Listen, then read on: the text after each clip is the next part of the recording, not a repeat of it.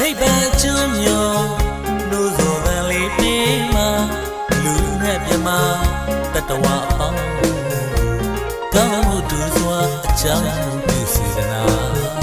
လို့ဆိုဒီတစ်ချက်လေးပါလို့ဆိုပန်လေးပေးမှာ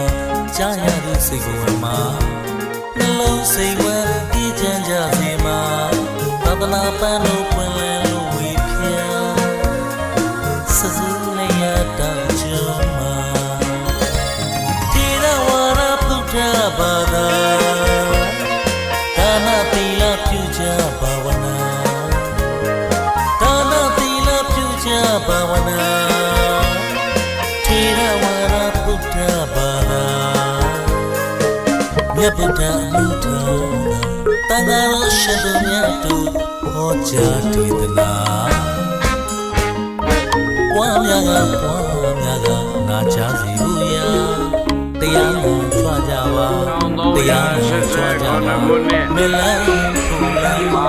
နိဗ္ဗာန်တဏ္ဍကုသိုလ်ဆင်္ဃာတချမ်းကျိုးမျိုးကလူဆိုတဲ့နိဗ္ဗာန်အနန္တကျေးဇူးရှင်တပည့်တော်မိဘများကိုရည်စည်၍